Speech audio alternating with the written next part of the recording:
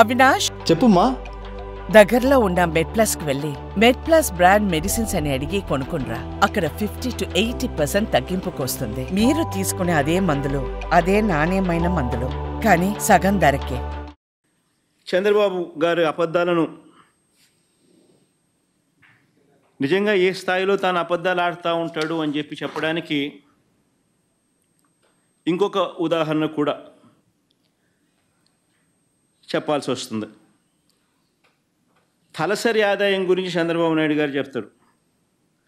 చంద్రబాబు నాయుడు గారి హయాంలో చంద్రబాబు నాయుడు గారి అసెంబ్లీలో అబద్ధాలు ఇంకా వల్ల వేస్తూ తలసరి ఆదాయం గురించి ఆయన ఇష్టం వచ్చిన నెంబర్లు చెబుతూ తలసరి ఆదాయం 9% నుంచి 2%కు తగ్గిందని చంద్రబాబు నాయుడు గారు తప్పుడు లెక్కలతో మరో అబద్ధాన్ని కూడా ప్రచారం చేశారు. అయ్యా చంద్రబాబు గారు, తెలుసుకోవాల్సిన విషయం, వైఎస్ఆర్సీపీ హయాంలో మేము మొదలుపెట్టే టయానికి, అంటే నీ ప్రభుత్వం ఎండ్ అయ్యే టయానికి ఆంధ్ర రాష్ట్ర తలసరి ఆదాయం, ఆంధ్ర రాష్ట్ర ప్రజల తలసరి ఆదాయం 1,54,000 రూపాయలుంటే పర్ క్యాపిటా ఇన్కమ్, మా హయాంలో ఎండ్ అయ్యేసరికి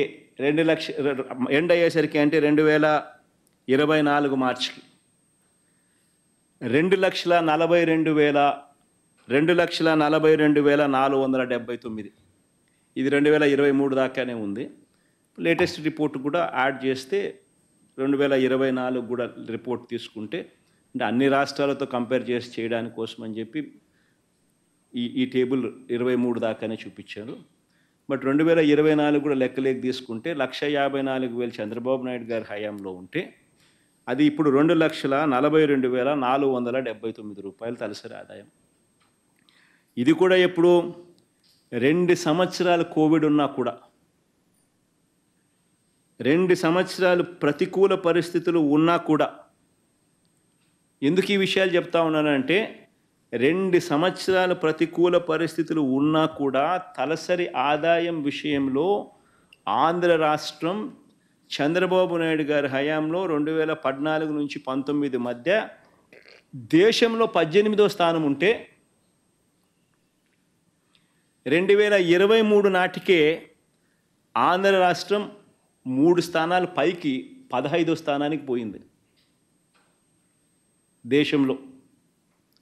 బహుశా ఇప్పుడు 2,42,000 కాబట్టి ఇంకా 15వ స్థానం నుంచి ఇంకా కాస్త ఇంప్రూవ్మెంటు, ఇంకా ఏ 13వ స్థానమో 14వ స్థానమో ఈ సంవత్సరం లెక్కలు కూడా బయటకు వస్తే, మిగతా రాష్ట్రాలకు సంబంధించిన లెక్కలు కూడా బయటకు వస్తే ఇంకా ఇంప్రూవ్మెంటే కనిపిస్తుంది, కానీ ఇంకా తగ్గుదల కనపడదు.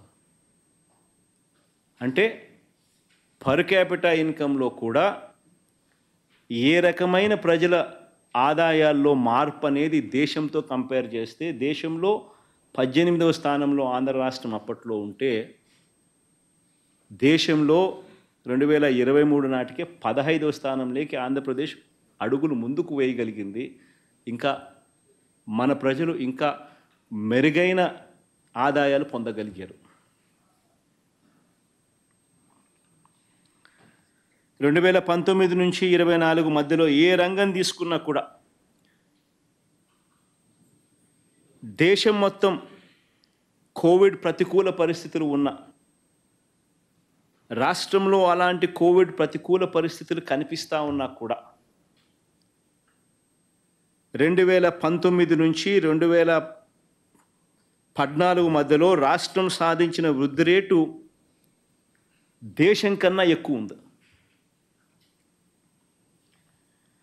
దేశ జీడిపి 9.34% పెరిగితే రాష్ట్రం 10.5% పెరిగింది.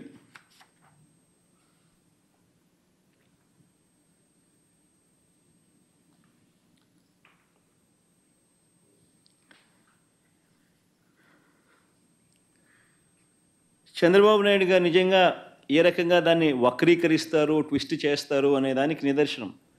ఆయన హయాంలో జీడిపి 13.54% ఉంది. వైఎస్ఆర్సీపీ హయాంలో 10.5%కి పడిపోయింది అని చెప్తాడు. అంతవరకే చెప్తాడు కానీ వైఎస్ఆర్సీపీ హయాంలో కోవిడ్ 2 ఏళ్ళు ఉందన్న మాట మాట్లాడు. మ్యానుఫ్యాక్చరింగ్ ఆర్ ఇండస్ట్రీ జీవీఏ ఏ రకంగా పెరిగింది అన్న సంగతి చెప్పడు.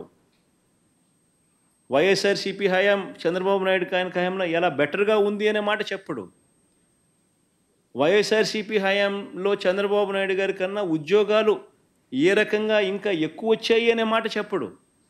ఏకంగా వైఎస్ఆర్సీపీ హయాంలో ఏకంగా ఉద్యోగాలు ఇంతకుముందు ఆయన ఇచ్చిన సోషియో ఎకనామిక్ సర్వే రిపోర్ట్స్ మీకు అందరికీ చూపించారు. దాదాపుగా 33 లక్షల ఉద్యోగాలు ఒక్క ఎంఎస్ఎంఈ సెక్టార్లోనే 32 లక్షల ఉద్యోగాలు.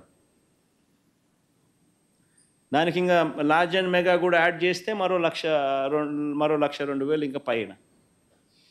ఏ రకంగా పెరిగాయన్న మాటలు చెప్పడు.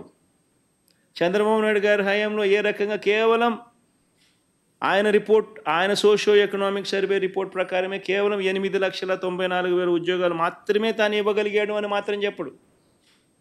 ఎక్కడ 8,94,000 ఉద్యోగాలు, ఎక్కడ 32 లక్షల చిల్లర ఉద్యోగాలు, అట్లడి చెప్పడు. ఏదైనా వక్రీకరణే.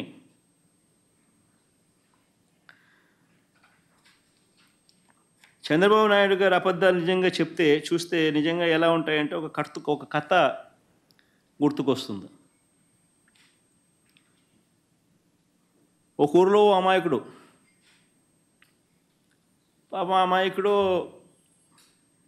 భుజాన ఒక మేకపిల్లని వేసుకొని దాన్ని ఏదో అమ్ముకోవాలని పాపం బజారుకి బయలుదేరుతాడు. ఇంట్లో నుంచి గడప దాటుతానే ఒకడొస్తాడు. ఒకడొచ్చి నీ కుక్క బలే బాగుంది అని అంటాడు. అమాయకుడు అనుకుంటాడు, ఏందిరా అబ్బాయి ఇది, నేనేమో మేకపిల్ల వేసుకొని పోతా ఉన్నాను, మెడలో నా భుజాన, ఈయనేమో కుక్కపిల్ల బాగుందని అంటాడు ఏంది అని చెప్పి, లేదయ్యా ఇది మేకపిల్ల, ఇది కుక్కపిల్ల కాదు అని చెప్తాడు. ఆ నుంచి ఇంకో 4 అడుగులు ముందుకేస్తాడు. ఆ వీధి చివరికి వచ్చేసరికి, ఆ వీధి టర్నింగ్ దిగేసరికి ఇంకొకడు ఎదురవుతాడు. ఇంకోడు ఏమంటాడు, అరే నీ కుక్కపిల్ల చాలా తెల్లగా ఉంది, చాలా బాగుంది అంటాడు. ఎక్కడి నుంచి తెచ్చుకున్నావు అని అంటాడు.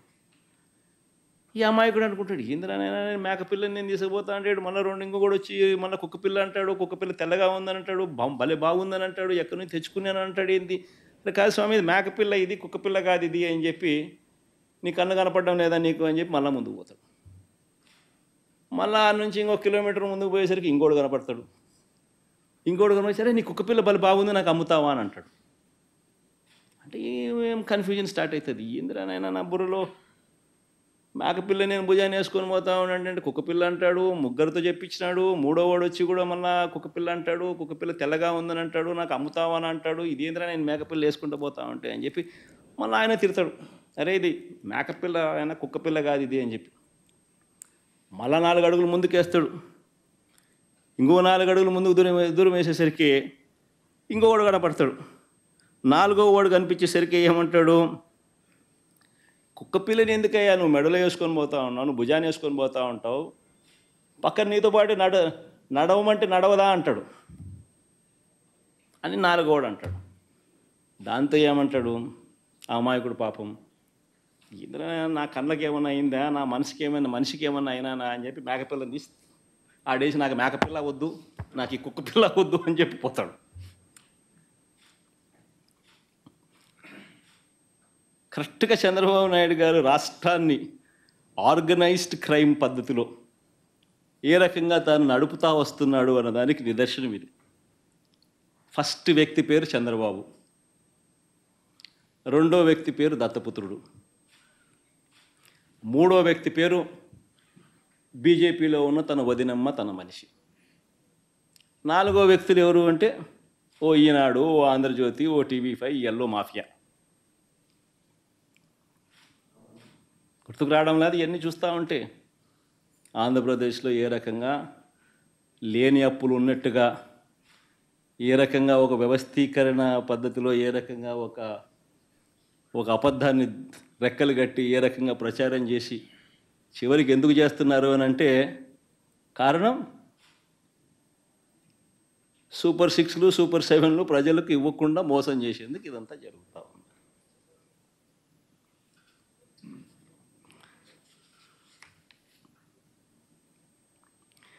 నిజంగా రాష్ట్ర ప్రజలు ఆ అమాయకులైతే మేకపిల్లేమో మన రాష్ట్రం.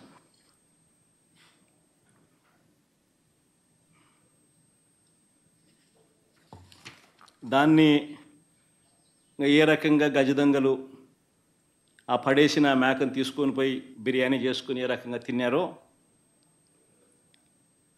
దోచేసుకొని పంచేసుకొని తిన్నారో ఆ నలుగురు ఇంతకుముందు నేను చెప్పిన ఈ నలుగురు.